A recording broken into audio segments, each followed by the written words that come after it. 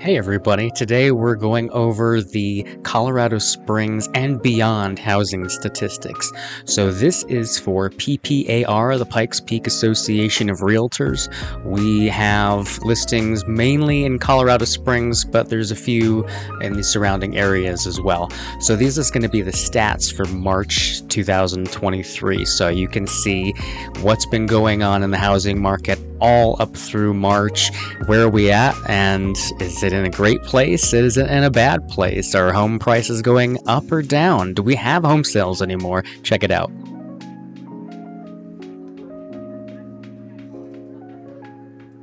Before we get into the report itself, I wanted you to see the visual. The visual is so important. You can see we're looking at, and this is for all sales for all of March 2023.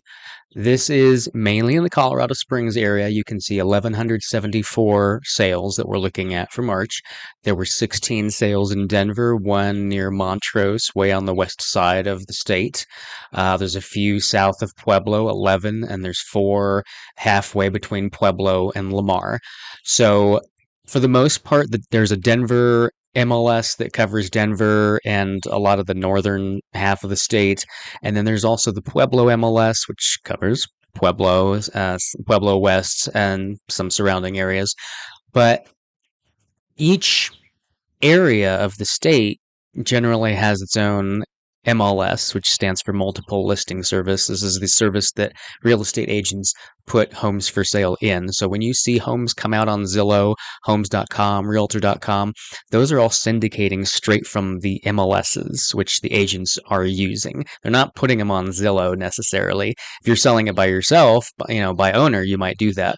But the MLS is where these listings are coming from. And so because it's on its own system, you have the ability to collect data like this, analyze it, and use it for the purposes of, what is happening with the housing market here and how can I use that to make my own financial or real estate decisions. This is information through Showing Time. So this is the service that is linked into our MLS.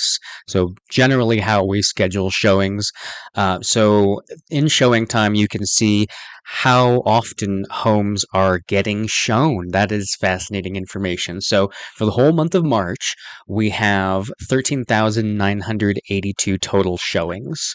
There was a weekly average of 3,157.23 showings. So a little over 3,000 weekly average showings. The average showings per listing is 8.75. So 8 to 9 showings per week per property. Now, back in January and before, actually in January timeframe, properties were getting about 4 showings per week on average, and then December and before it was like 2 a week or maybe less. So the market was definitely a lot slower, and now it's picked back up. People are interested in looking at property again, saying, "Hey, we might have hit the bottom," and I tend to agree. Like, yeah, judging from the numbers we've seen over the January to March, it does appear, at least in Colorado Springs, that home prices are starting to go back up again. Here, this is a running cumulative summary of the average and median sales prices for single family homes within the PPMLS. So again, for the most part, Colorado Springs, but there are a few outliers here and there. So for March 2023, there were a total number 1,480 total active listings, 1,075 total number of sales, and then year to date, March 2023, 2,591 total number of sales. The average sales price for March, $523,972. The median sales price, $460,000. And you can see in here, if you look down at the chart, that's going up. We'll take the average of 523,000 in March. In February, it was 500,000. January, 525,000. But in December, 490,000. November 525,000, October 532,000, September 523,000. And so there's this high point in the summertime that you get to of let's say April actually. April was 561,000 average, and May of 2022 was 554,000. So it went down in that December January timeframe, and then it's starting to come back up again. So all the losses that people incurred, if you bought at the height of the market and now you're worried about losing your equity or your money, it's coming back. It looks like it's coming back. And so that's my expectation for the summertime. Those numbers are going to trend back up. They're not going to go down all of a sudden summertime, unless there has to be a black swan event for something like that to happen. And I mean, I, that could happen, but I mean, that's wishful thinking because we have to deal with what we have right now. And this is the information, which is that home prices are going back up in Colorado Springs for the summertime. Now, this is RSC's listing and sales summary for March 2023. RSC stands for Realtor Services Corporation. This is the team that oversees the Pikes Peak MLS. So same, group of, same team.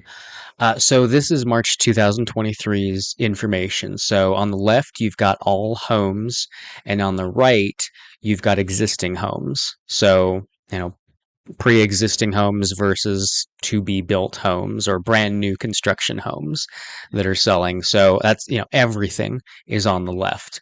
So if you want to delineate between the two, certainly you can look at that.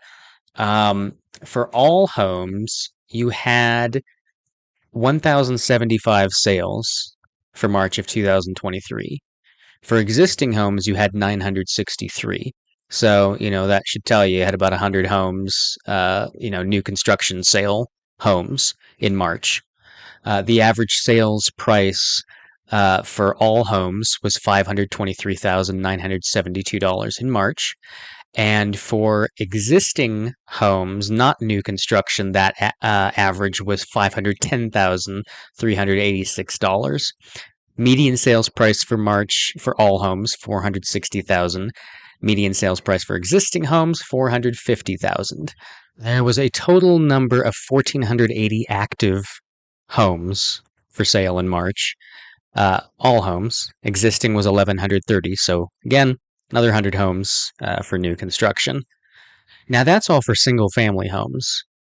There were also new construction condos and townhomes. So let's look at that. There's 162 new condo and townhome sales for all of the Pikes Peak region. There were 148 of those were existing properties. So very few, what is that, 10, 12, 15 property, condos and townhomes that are new construction that sold during that month. It's not a big, demographic. We don't have a lot of condos and townhomes here in Colorado Springs. That may change in the near future as building continues. The average sales price for condos and townhomes, for all of them, $356,192. For existing ones, not new construction, the average sales price was $348,089. Median sales price was $340,000 for all condos and townhomes, $335,000 for existing condos and townhomes. So the new ones don't seem to have a hugely bigger value than the pre-existing ones. Now, to date, as of the end of March, there have been 3,350 new listings. And if you want to compare that to year to date in 2022, by this time 2022, there were 4,196 new listings. So we're trending a little bit less than we were last year in terms of the inventory that's available for sale. Number of sales year to date has been 2,591 for everything, all properties, pre-existing and new construction. And for 2022, at the end of March, there were a total of 3,432 new sales. So that is a 24.5% difference year over year for number of sales. We've had a 24.5% decrease in sales, and we have had a 20.2% decrease in new listings. So both have decreased, but sales not quite as much as the new listings. To be expected, there's low inventory here. There were a total of 550 new condo and townhome listings. The prior information was for single family. And last year, at the end of March, there were a total of 640 new listings. So a 14.1% drop, 356 total condo and townhome sales year to date at the end of March this year, versus at the end of March 2022, you had 568 sales. So that's a 37.3% drop. Average sales price for condos and townhomes was $352,000 versus last year it was $362,976. So 3% less. The average sales price for single family homes year over year has dropped 2.9% from what it was last year. The median sales price, it's dropped 3.2%. So we've had about a 3% drop in home prices year over year. And I'm not really as interested in year over year because it's been a weird year, and I'm expecting home values to long term continue to appreciate as they always have. Might that change? It could, I suppose, but unlikely given demand is still high. For condos and townhomes, the average sales price dropped year over year 6.7%, and the median sales price dropped 6.8%. So the value of condos and townhomes has dropped a little bit more than for single family homes year over year. Again, because there was so much value appreciation over the past 6 or 8 months, or 6 or 8 months ago, and now it's coming back down. That doesn't surprise me that there's going to be a little bit of a drop. Now we get into the fun part, the charts. This is where you will see the homes for sale. You'll see this chart here from March of 2022 to March of 2023. So you see the number of sales slowly rise up through the summertime and get to that peak of the 2600s per month. And then you come back down in November, December timeframe, and you have a lower number of sales. This is seasonal. I expect to see this. This is not anything really surprising. This is the number of new listings for each March from 2019 to 2023. So 2019, you had 1,525 total sales in March. 2020, you had 1,820. 2021, you had 1,620. 2022, you had 1,834. And 2023, you had 1,414. So you've had a little bit of up and down over the past several years. And yes, this is a lower number of sales this March this year than what we have had in the past several years. But I don't consider it to be a lot less. 2020 and 2022 were big years for sales. And so you'll see March, it's 1,800 for each of those Marches. And the rest of the year, 2019, 2021, I would have considered to be more normal years where the market wasn't quite as frenzious as it was during 2020 and 2022. So to compare this year of 1,400 sales versus 2019 at 1,500 and 2021 at 1,600, that seems to be more in line with what we're expecting to see. But again, yes, it's a little bit less, but it is not a huge decrease. The market has not gone away. The housing market is still here. People are still buying and selling property. This is the total number of under contracts for March. Again, we're comparing 2019 to 2023. So again, you see 2019, you had 2,100 under contracts. Almost the same for 2020, starts to rise a little bit in 2021, come back down in 2022, and now you have 1,700 under contracts in 2023. It's 1,738. Again, a lower amount, noticeably a little bit lower, but it's still a good chunk of sales. It's almost as many sales as what we've had in the past several years. The average days on market has gone up, yes. Year over year in March, the average days on market for property was 14 days. Came down to 10 days in June, and then after that started shooting up till we get to February, or was it a high of 54 days? It's where it finally reached the maximum, or I guess the tippity top of how long a property was going to stay on the market. Because now in March, it's come down to 48 average days on market. So it looks like, again, I think we hit that high point or the low point of prices, however you want to look at it, because we hit the high point of days on market. And now it's coming back down.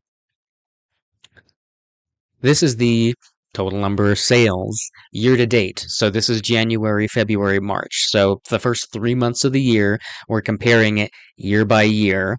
And, 2,500, almost 2,600 sales this year, up to January through March 2023. This time last year, you had 3,400 sales. 3,200 for 2021, 3,100 for 2020, 3,000 for 2019. So, one more thing of, yep, fewer sales, fewer listings, fewer under contracts, but not too much fewer. This is the number where I see, yes, there is a bigger discrepancy in total number of sales here. We are getting more listings and we are getting more under contracts, but we don't quite have the more sales yet. We do, but it's not as big. The difference here is bigger. There are fewer sales. So that's just my take on property is sitting on the market longer and they're under contract, but they have not quite sold yet. And this is the average and median sales prices. Average is in blue, median is in red. And again, we're looking from March of 2022 to March of this year. So you can see the average and median prices having their peak in the summertime, spring and summertime, and then those values basically just start shooting down all the way through December. You see a little pick up in January, comes back down February a little bit, but overall is a little higher. Then comes up in March. So as a visual, yes, we came down, and now after some hemming and hawing throughout the early winter, we are now back on the rise. And this is the residential home sales. The bluish white is single family, and the red is condos and townhomes. So the number of sales as a graph or as a chart here that you can see. We're looking at actually 2 years of data here. So March of 2021, and then right in the middle is where you hit March of 2022, and at the end is March of this year. So we see the seasonal trend in 2021 up through the summer months. You have a higher number of sales, comes back down for the winter, comes back up for the summertime. Not as high as July of 2021 for sales during that summertime, and it drops off more sharply through the latter half of 2022 as I think more buyers just pull out of the market and decide that they're going to wait this market out. This one is interesting because it shows you the percentage of properties that took a price reduction in March. So, and this breaks it out by the price point. So, 0 to 200,000, 200 to 300K, and then it goes up by $100,000 dollar increments. So, but what we're going to focus on here is the percentage with the percentage of properties that took a price reduction. For all of these ranges, there's nothing in the 0 to 200K range, and there's very little in the above 2 million range. So barring those two, for the most part, it's 25, 26% average of properties. So almost a quarter of properties or more that took a price reduction before they finally sold. So the average reduction percentage, so how much that price reduction was in the 2 to 300K range, that was a 5% reduction. And the 3 to 400K range, 3%.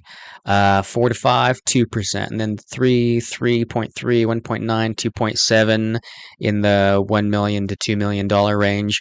So, but 3% on average, maybe 4 or 5% if it's on that lower end, is what that price reduction looked like on average.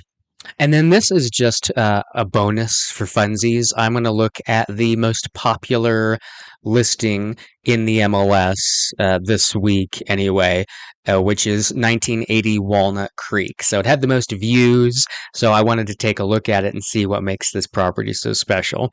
Listed for 950,000 in Flying Horse in Palermo. It's been on the market for 11 days. You've got looks like some open space behind it. That's nice. This is built in 2019, almost 4,000 square foot ranch with a full basement, 3-car garage, 4-car. I'm a 4-bed, 3-bath. It's a 9,000 square foot lot. Yep, backs up to open space. Very nice. Okay, let's take a look at some pictures of this place. That's nice. Nice and open. Looks like laundry is on the main level. Pantry, yes. Love it. Ooh, I love that. I showed a house like this to some people looking to buy, and those doors, oh, they're on both sides here, I'm sure. Yeah, you can see it on both. You can open these doors at the corner, and it's just they're door windows, and you just have this huge open patio that you can walk out onto. Yeah, that's really nice. So you got a little kind of sectioned off dining area, fireplace, living room, open kitchen. You can see everybody. Nice big island. That's great. You got your separate pantry. Yes, fridge is tucked out of the way. Nice. The floors looked nice. Yeah, some high quality laminate or maybe some wide plank wood. Is that maybe even tile, actually? I didn't look to see what the floor is. There it is. There it is. That's what it looks like open. Look at that. That's nice. You just get that view and maybe some mountain view. I can see some little mountain on the left. Okay. The other property, when you walked out, I mean, it was fairly flush. You stepped down maybe a couple of inches onto I think it was a deck, actually. So yeah, this here you've got a bigger step down in these two wood steps that they added, looks like, and then a patio. So if you added a deck here, actually, I think that would be nicer to step out onto. Oh, look above there, you can see they have a little pull down thing, looks like to shade the room behind it if you want.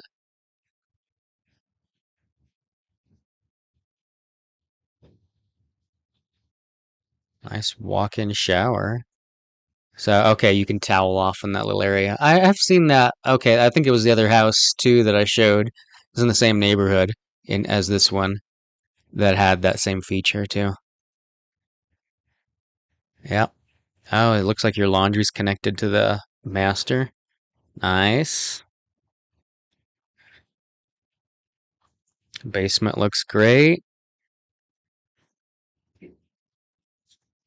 Wet bar, sink, great. It's not a walkout, but I mean it's nice. You know, you can do it. Hey, look, big open storage space. I like that too. There's your backyard. You got a little tier to it. That's what we have something like that in our backyard. We have a tier as it slopes up from the backyard. Looks like some usable space. That's nice. Oh, what? Oh, they colorized that lawn. I did not know that. I didn't realize. Okay. Are they just showing you like before and like what it would look like if it was green? Okay. Yeah, I didn't even think about the fact that everything's dead right now. Oh, that's trippy. Okay. So yeah, I mean the grass is all there. Looks like it'll come back, no problem. Sweet. Okay, it says luxury vinyl flooring. That's what it is on the main level. I mean it's a great, flooring. There's nothing wrong with that. It'll be great for your dogs. And then this one is not on a. This one literally came up like maybe half hour ago. It showed up and there's no pictures because it's an investor special and they're not. The interior basically looks a mess. It's going to need some work. So this one came up, but it's only $250,000 for this house, which is a 4-bed, 2-bath, 1,800 square foot house built in 1965. It's on the southern side of town, Pikes Peak Park, just south of the Martin Luther King Jr. bypass, or 24, I guess I would say. Um, so just west of the airport. And yeah, it's going to need some work, and I'm showing it later today actually, but I wanted to. It's in foreclosure, sold as is, and there's not much info about it, just because it's you're not going to want to see it unless you're there in person and you can see kind of what it's going to entail. So you see, just a quick front picture. Hey, there's a nice view you get, from this deck that's clearly going to need to be sanded at the very least and repainted. Oh, you can see the roof up there. There's shingles up there on top of this covered porch. I'm assuming are connected to the roof, but if that's any indication of what the condition of the overall roof is in, yeah, you could see, they kind of took some parts of the ceiling out of here, or close to the ceiling. Um, I don't know if these anything is salvageable, but yeah, there's going to need some work. There's not a whole lot to look at just because it's something you should see in person. But for 250K, if you have the ability and know how to do some heavy work to get a home turned around, here it is. I hope this information was helpful. Please click the like button if you did find it helpful. And I'm a licensed realtor in the state of Colorado. If you're looking to purchase or sell some property here in the Colorado Springs area, let me know that, and I would be happy to help you. Thanks for watching, and I will see you in the next one.